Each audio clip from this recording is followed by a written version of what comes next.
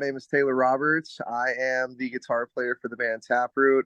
I am also the lead singer and guitar player for the band Riding with Killers, and we just released our debut record, Full Circle, this past December, and you can find it on every online outlet from Spotify to Apple Music and everywhere in between. Fantastic. And Hostility is on FM radio right now, so request that wherever you Nice. are. Request Hostility. Please do it. Well, I'm going to get off. I'm going to request it as soon as we finish talking. How's that? Hell yeah, I love it. Love it. Because as you mentioned, mate, late last year, Riding with Killers released your debut album, Full Circle. So it's been out probably nearly 5, 6 months now. So how's the reception been?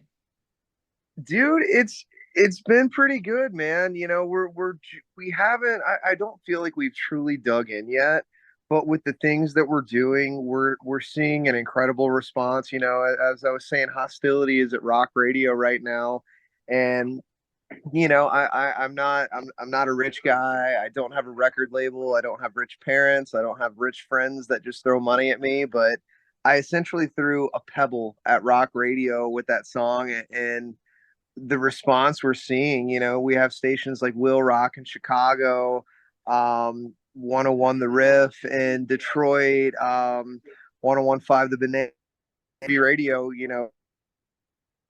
Picking up the single, and we're starting to make some decent moves around the charts. So it's letting us know that we definitely have something real here. And funny enough, another song we had talked about doing as a single, "Don't Fade Away," and even the company I'm working with, they suggested that song too. We've started to see that song just rise recently. Like we went from like, I don't know, like 6,000 plays to 20,000 plays within a matter of a couple days.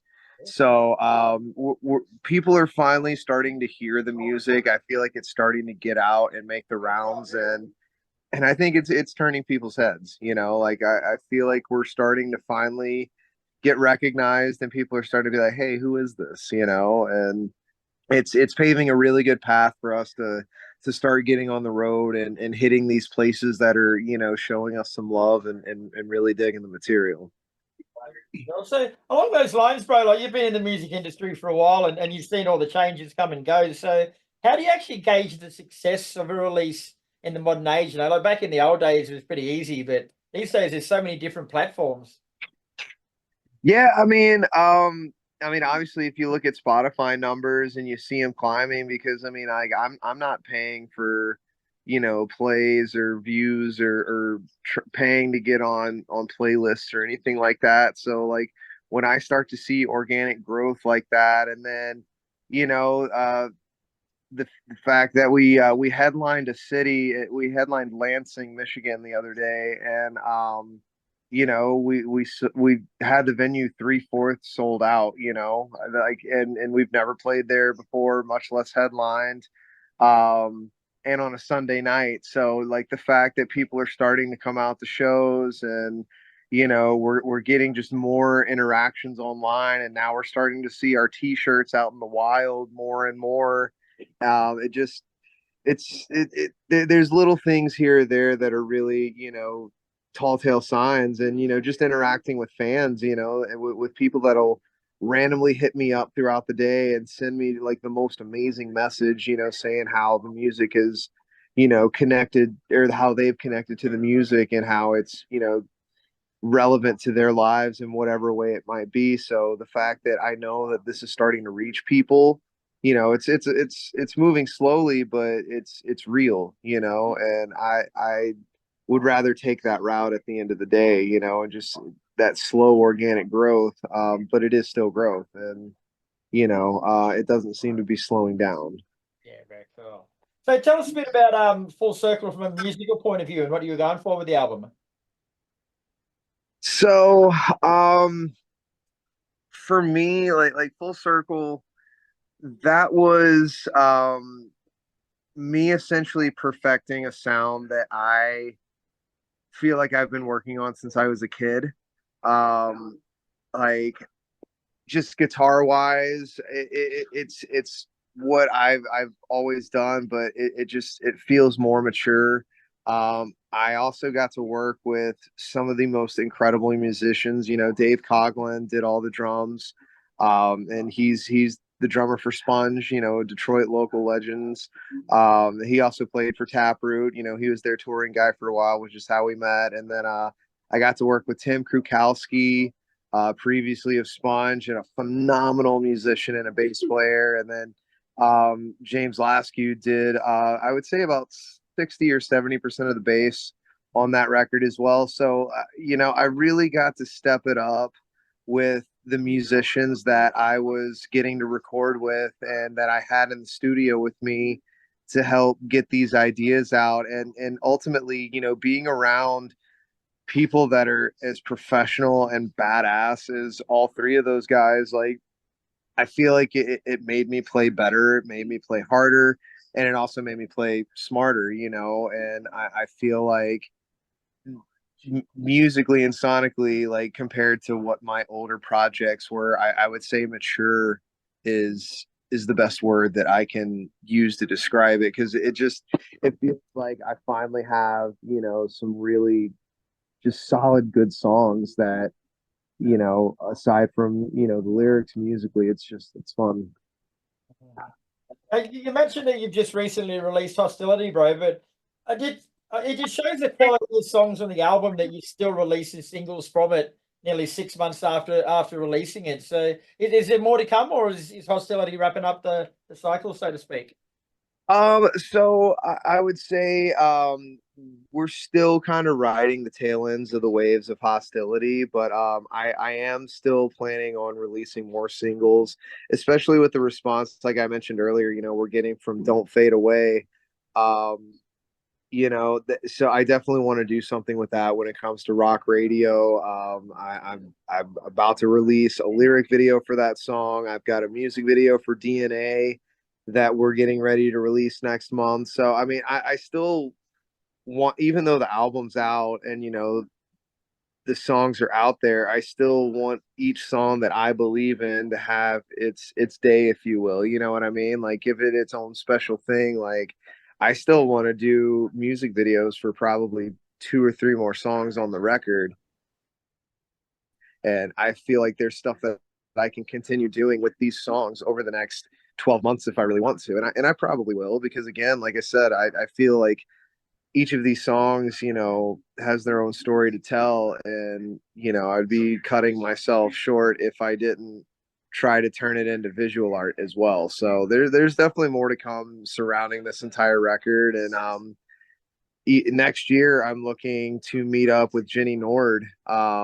When she comes over from Sweden, she was the female vocalist on In Silence, and we're definitely going to be shooting a music video together, and we've talked about doing some live performances together. So I'm hoping that means that, you know, Riding with Killers will be doing some stuff with Rave the Requiem, really great band out of Sweden. So there's plenty more to come over the next year for sure. And I've already completed the second record as well, so I've got that hanging out. You know, we're about to start the mixing process for that. I'm working on album art for that as well. So I mean, there's plenty down the line. And then of course, you know, with that it'll be music videos, more lyric videos, and then you know, in the interim, start working on getting the band on the road and, you know, running towards more touring and getting out of our area. How would you say Full Circle differs musically to your debut EP, Get In? Um, well, for one, I had a little more time and practice to become a singer.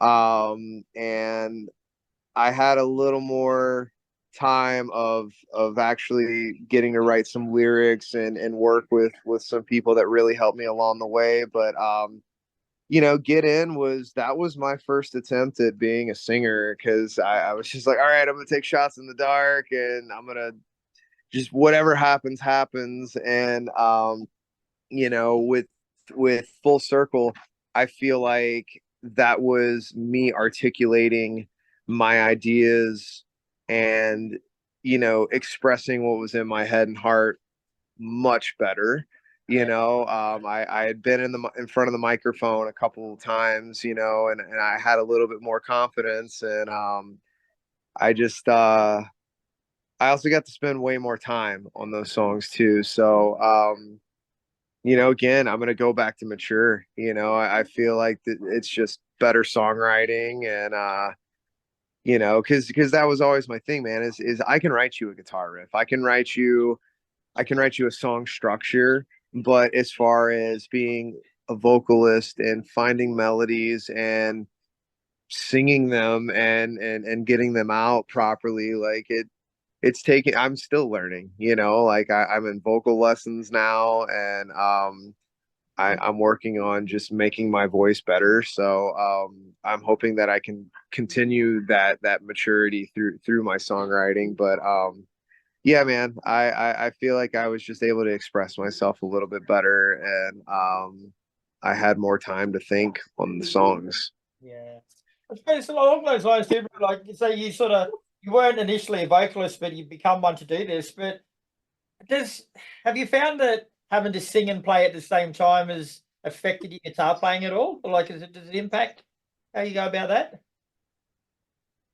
I mean, I definitely approach guitar playing a lot differently to a degree, but at the same time, I still feel like I'm writing weird, intricate stuff like I was doing with my older bands, but I also didn't want to just regurgitate the same songs. But I mean, I do have to be conscious of, you know, the fact that I'm singing and playing guitar at the same time, and but I'm also to a point of where, like, if we track it, I'll learn it and I'll do it. So I don't think I'm limited by any means whatsoever. I do think that my style took a little bit of a left turn from my previous bands, but that was because I didn't want to be this band that was backed by, like, you know, 10 tracks of orchestra and whatnot. And that was what my old band was, I guess, starting to go towards. I wanted to be more of like a rock band, like Alice in Chains, or, you know, Corn, you know, and yeah, they have a little bit of the EDM elements, but at the core of it, they're a rock band. And I, I would say that was why my guitar style change was I wanted to be more of a guitar driven rock band. So, um, and especially like with some of the newer material, like there's a lot of weird stuff that I'm gonna have to learn, and you know, to sing and play. But I like the challenge, man. It's fun, you know. It's not it, and if it's not easy, that means it's gonna be worthwhile at the end of it once I finally nail all of it. So yeah. Yeah. Now I've got to ask, bro, like with the band name Riding with Killers, like when you first started, did you ever have anyone show up to your shows expecting a brutal death metal band? Because you don't sound like a rock band. You know, that's actually I don't I've actually not had anyone tell me anything like that, but I think because of the bills that we've been on, like the first show we actually did, well, I mean, first show we did was for sure microphones. We did a showcase with them, but like our first like live show after the pandemic was with Seven Dust and Tremonti. So we kind of fit in that category, and it worked, you know. But I think it's one of those bands that, like, you know, over time it'll just kind of be like, okay, that is the rock band Riding with Killers. But I haven't had anyone tell me they thought I was going to be a death metal band just yet. No, that's a first. Well, there you go. And how was it playing with Seven? I fucking love Seven Dust, bro. That would have been a great show. Dude, it was awesome, man. We had a great time with those guys, and Tremonti, I love his solo stuff, and he's just the nicest dude ever. I mean, like, we were hanging out backstage, and then he just walks up to us and starts like a 25-minute long conversation, and we're like, oh fuck, that's Mark Tremont, what? And then the rest of his band walked up, and just we started talking about guitars and gear and nerding out, and it was just like, wow, like, you know, because I mean, dude, like, dude has what, platinum records and one of a couple of the biggest bands in the world, and he just walks up and just starts hanging out. It was a very, very good show. We had a great time with both bands. Seven Dust Crew is awesome as always. And one of their guys even bought one of our shirts. That was Wow. really cool when you start seeing guys from that camp like grabbing armor. And I was like, oh, I'll give you one. And they're like, no, fuck that. We're paying for it. And it was like, that's awesome. So, it was a really cool time with those guys. We've done quite a few cool shows, man. Like we've only, I think we're not even to 10 shows just yet, but I mean, we've done festivals with Three Doors Down, Seether, Nonpoint, club dates with 10 years, uh, and quite a few others, man. It's been a good start to this band for sure. Oh yeah, brother. Well, hopefully she keeps on going, mate. But in the meantime, the album Full Circle is out now, and I had a listen before the interview, man. I really, really enjoyed it. It's a good album, bro. So hopefully we hear much more from you in the future. Absolutely, Kris, man. Thank you so much for having me and for spinning us and believing in what we do, man. I really enjoyed hanging out. It's just stoked to have a conversation with someone on the complete opposite side of the world. So just thank you very much for having me as a guest, brother. My pleasure, bro. And hopefully we'll see you out here sooner rather than later, and we get to commit to what we decided. Hey, man, dude, I'm telling you, dude, if there is an avenue for me to come play Australia, I will exhaust all my means to get there. So if there's a will, there's a way. So it's just a matter of time at this point.